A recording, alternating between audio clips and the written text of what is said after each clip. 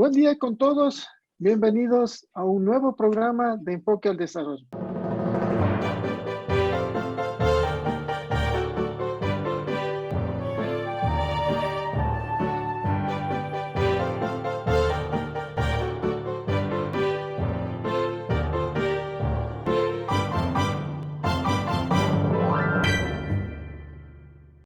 Subsidios a los combustibles es un tema de constante discusión y que varios gobiernos han tratado de focalizarlos con varios resultados.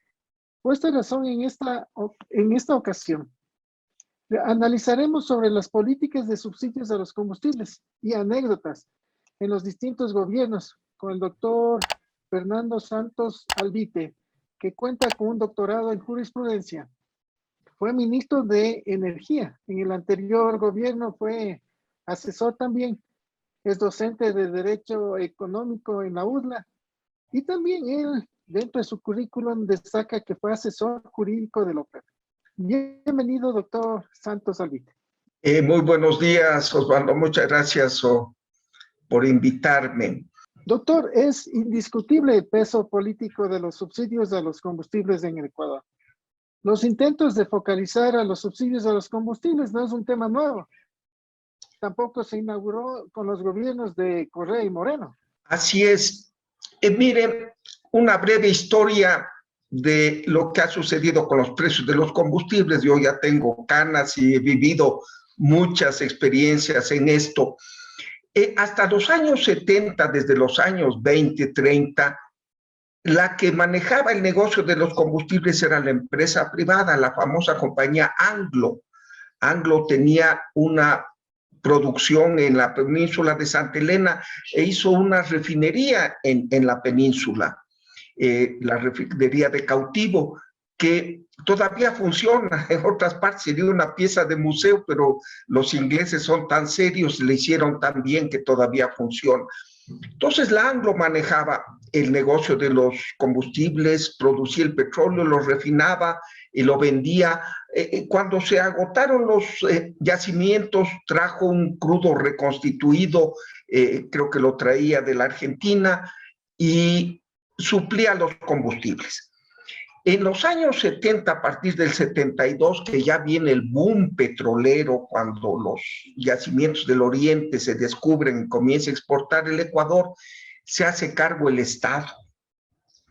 Entonces el Estado termina el contrato con la Anglo, comienza a producir y hace la refinería de Esmeraldas, fue una obra estatal. Entonces el Estado era el que producía el petróleo, el que lo refinaba, el que lo vendía, el que importaba lo que faltaba y fijaba los precios. En la ley de hidrocarburos de los años 70 estableció un sistema de precios que era el normal en la OPEP. En los países industrializados el precio es de mercado. ¿Cuánto cuesta la materia prima? ¿Cuánto cuesta la refinación? ¿Cuánto cuesta la distribución, comercialización? Y ahí se fija el precio.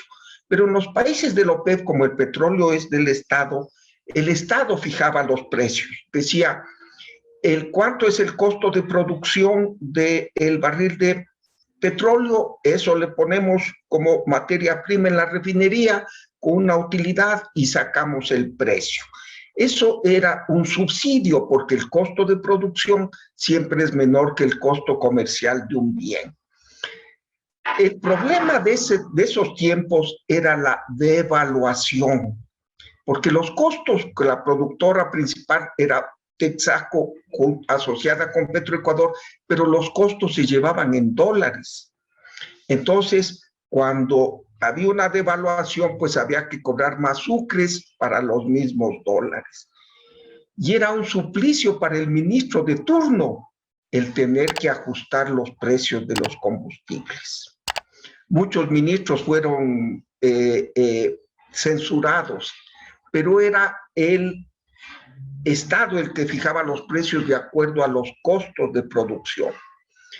En tiempo del arquitecto Sixto Durán Ballén, el Fondo Monetario, el Banco Mundial dijeron, no, esto está mal. Ustedes tienen que valorar el crudo que sale para el Oriente y se entrega a la refinería al costo, al precio de venta. e internacional. Ustedes no pueden hacer esta diferencia, porque el costo de producción no es el costo al que usted adquiere. Pongo un ejemplo. Usted tiene un restaurante, usted compra las papas, ¿a cuánto está el quintal en el mercado? $5. Pero eso es, producir el quintal cuesta apenas $1. Usted no puede ponerle $1, usted tiene que poner en su restaurante el precio que le costó. Entonces, a partir del gobierno del arquitecto Durán Ballén en el año 1994, ya el precio es para la refinería que adquiere el crudo ecuatoriano es el precio internacional. Y, por supuesto, los derivados que importa el Estado es el precio internacional. Sin embargo, se le dejó en la indeterminación. Un diputado que era de Izquierda Democrática, me acuerdo, el señor Vera, Cachito Vera, que le decían, cuando el presidente Durán Ballén mandó una ley diciendo el precio al cual se entregará a la refinería el crudo es el precio del barril internacional, él protestó y dijo, no, pongamos que sea el precio fijado por un reglamento dictado por el presidente de la República. Entonces se complicó todo porque estaba a merced del presidente. Bien, se siguió fijando precios políticos, pongámosle así. En tiempo de Correa, cuando subió el barril a $110, $120, la gasolina debía subir a $3.50 el galón, se caía el gobierno.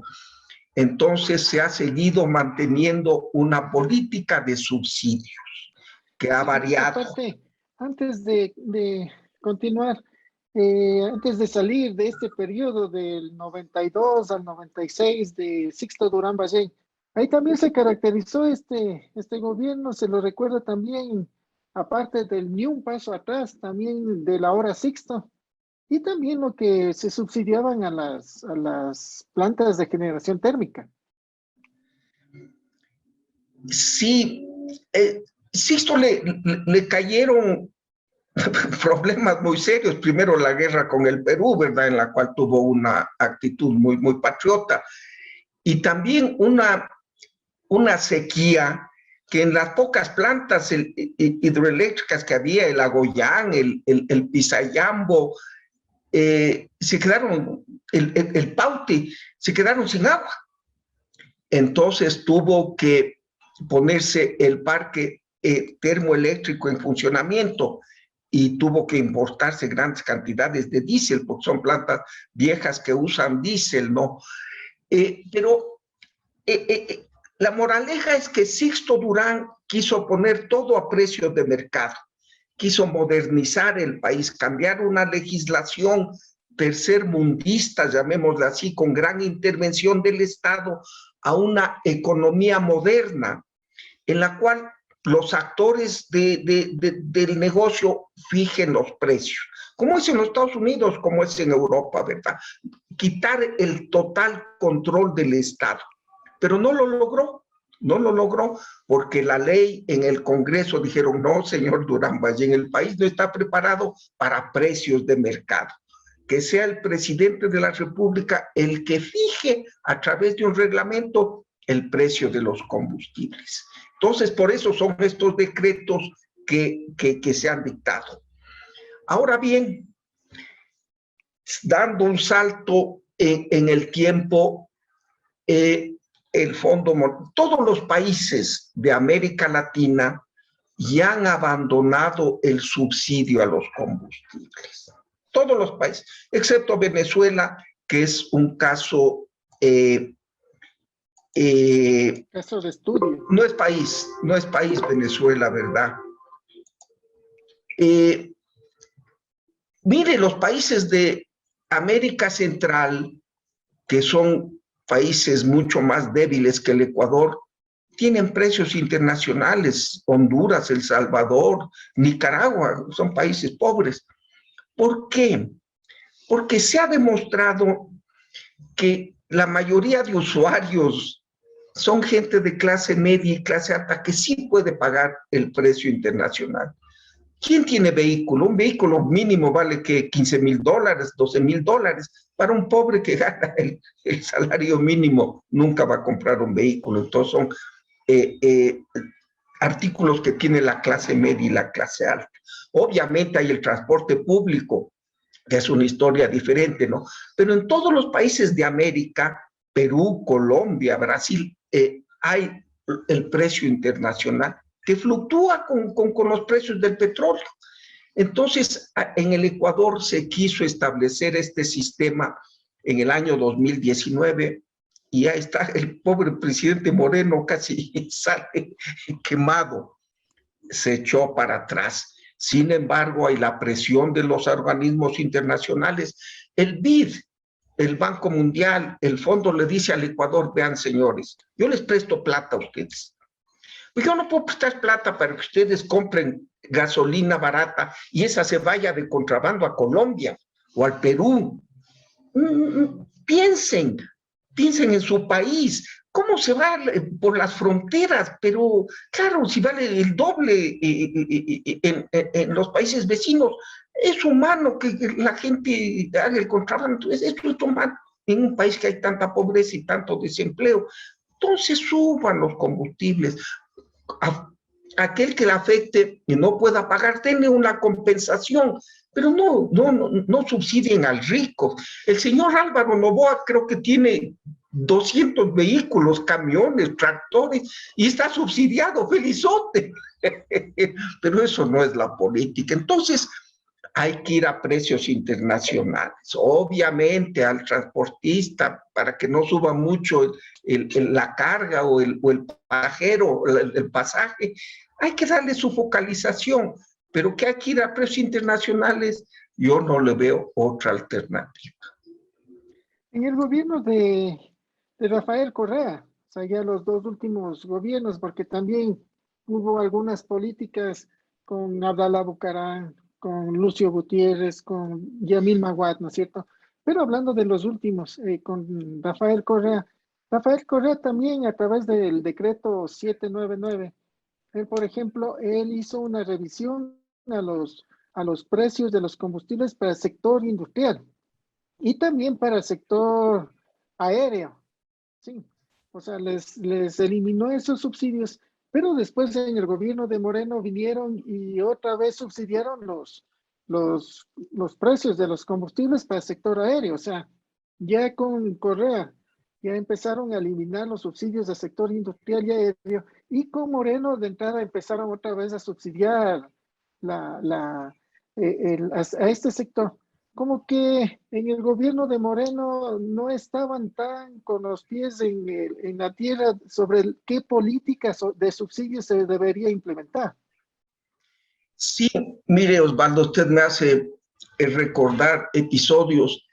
El señor Bucaram, unos días antes de caerse, a pedido también del Fondo Monetario, subió los precios del gas y que también el subsidio es fuertísimo en el gas, ¿no? Pero bueno, quizás eso tenga un componente social, casi se cae, o se cayó al día siguiente, después bajó y era muy tarde. El presidente Maguad se acuerda de la huelga de los taxistas, cuando esa mancha amarilla paralizaron las ciudades, cuando se le subió la gasolina. Así es que es tan difícil, ¿verdad?, el tomar estas medidas. Pero lo que usted dice, por ejemplo, yo trabajé muchos años en cemento, en la industria cementera, en Selva Alegre. Selva Alegre vende a unos precios el cemento aceptables. Entonces el gobierno dijo a la industria cementera, a la industria de exportación, ¿por qué le vamos a subsidiar? Así es que poco a poco se ha retirado a algunos sectores el subsidio. La industria paga el precio internacional desde hace muchos años de la gasolina y del diésel. En el sector aéreo era increíble. Compañías poderosas como KLM, Air France, venían al Ecuador y como aquí había ATAME, ¿verdad? ATAME, la compañía nacional que quebró, se llevó $500 millones de pérdidas, pero como eran las alas de la patria, se le vendía el combustible a precio local y las extranjeras dijeron, no pueden discriminarnos, entonces también se les vendía a precio local por un tiempo a las extranjeras. Entonces, después se le subió. Así es que ha habido una política de un sector sí, a otro no. Al que protesta, y le bajamos, al que no protesta le subimos. Eso está mal, eso está mal. Los camaroneros dicen, por favor, los pescadores, véndanos más barato. Yo no sé, los camaroneros venden al precio internacional el camarón. ¿Cuál es la razón del subsidio? Así es que ha habido muchas distorsiones. Pero el presidente Moreno lo que dijo es, vea, vamos al precio internacional para todo el mundo. Aquel que se le afecta, que se le compense por otro lado. Con una cosa adicional, Osvaldo, que traiga combustibles el que quiera. Buen combustible, Primax, Terpel, las que sean, PIS, las que sean. Todo estaba bien preparado. Para abril, mayo del 2020 se hizo un gran estudio. Los precios internacionales, cómo se trasladan al Ecuador, porque tienen que importar los combustibles, el costo del barco, del seguro, bla, bla, bla. Todo estaba lindo. Cuando se dictó la liberación de los combustibles, el precio del crudo estaba en $40. Entonces, la gasolina podía venderse en $1.50, el diésel podía venderse en $1.50. Todo iba a estar maravilloso. Lamentablemente, la suerte del pobre, el precio en el mercado internacional se ha duplicado. El barril del crudo que estaba en $40, hoy está en $80. Entonces, para mala suerte, se tomó una decisión muy buena, pero el mercado internacional dio un vuelco que no se esperaba.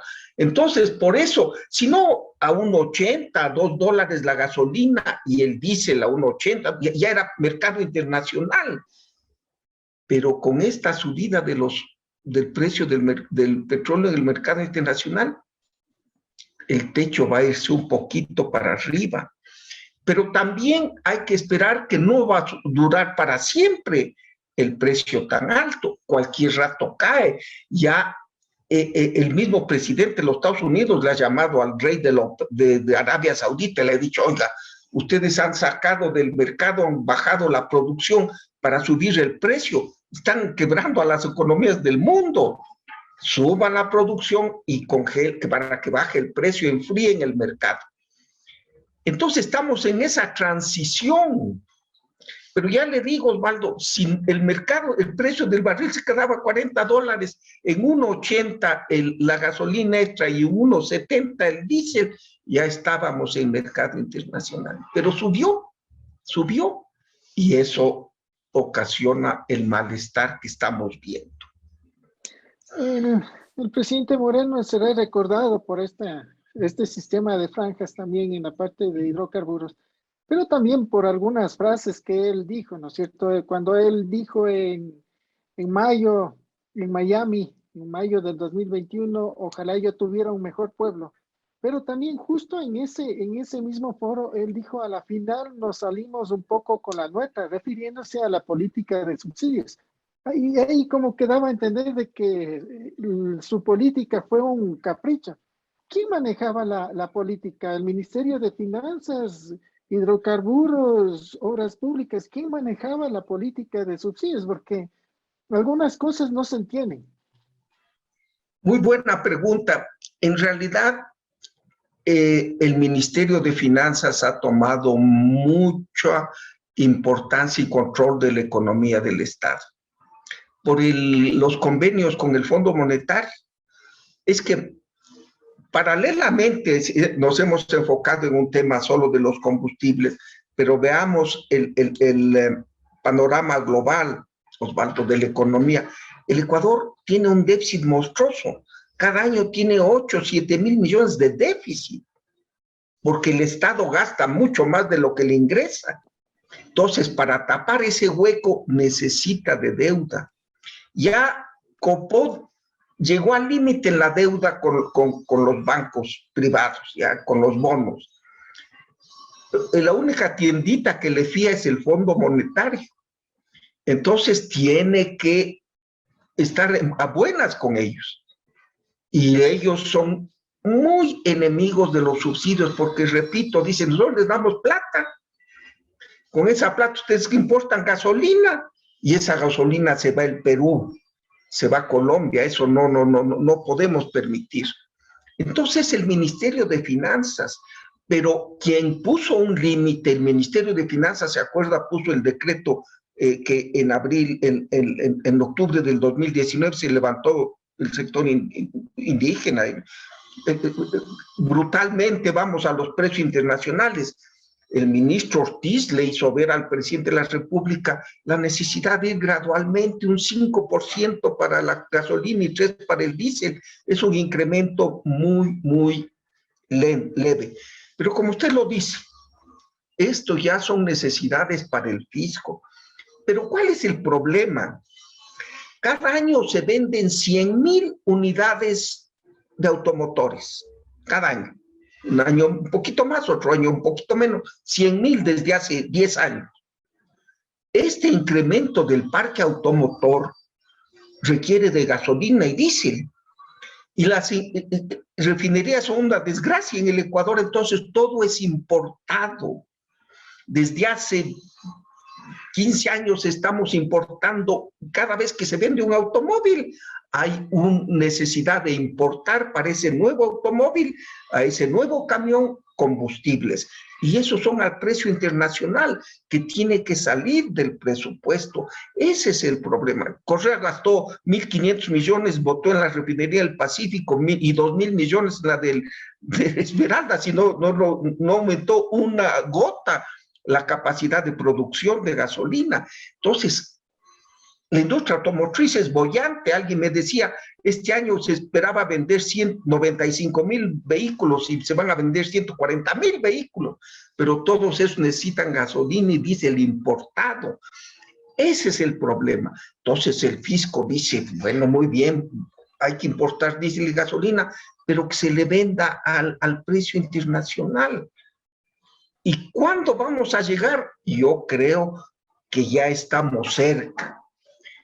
La gasolina extra en 2.60, 2.50, pero el diésel tiene que ser, sí, el diésel cuesta más que la gasolina en el mundo, porque una refinería produce más gasolina y menos diésel, entonces hay menos oferta. Así es que estamos en eso, el problema fue la escalada de precios, la duplicación de precios en este año del barril de petróleo. Si no, estaríamos muy bien. Si usted me pregunta a mí qué hacer, Osvaldo, yo diría que hay que congelar en donde están ahorita los combustibles. Ya se está haciendo un problema nacional, hay una protesta y sentarse seriamente a analizar la focalización, las compensaciones. Ya estamos, desde el tiempo del presidente Moreno vienen estas discusiones y no se logra nada, ¿no? Así es que el presidente, yo creería que sí puede hablar con el Fondo Monetario, a decirle el país se me está incendiando, la gente está molesta, un poco de una tregua, congelar donde está ahorita el precio los meses hasta encontrar un buen sistema de focalización y de compensación y de ahí seguir hasta el precio internacional. Yo le oí a un transportista preguntar, ¿y cuál es el techo? Muy buena pregunta. Yo diría en 2.80 es lo máximo que se puede llegar con la gasolina extra, pero el diésel también tendría que llegar a este nivel, porque el diésel y la gasolina tienen que venderse al mismo precio. Así es que con ese techo, para un futuro, no creo que suba más. Ya el petróleo está descendiendo en su importancia y otras fuentes, el carro eléctrico está tomando fuerza, pero hacer una pequeña tregua de paz y decir congelemos un ratito, porque cada mes es un sufrimiento para la ciudadanía y para el gobierno. Doctor Santos Olvite, le agradecemos muchísimo el haber compartido con nosotros y a todos ustedes por habernos acompañado en un programa más de Enfoque al Desarrollo. Buenas noches. Buenas noches, Osvaldo. Muchas gracias.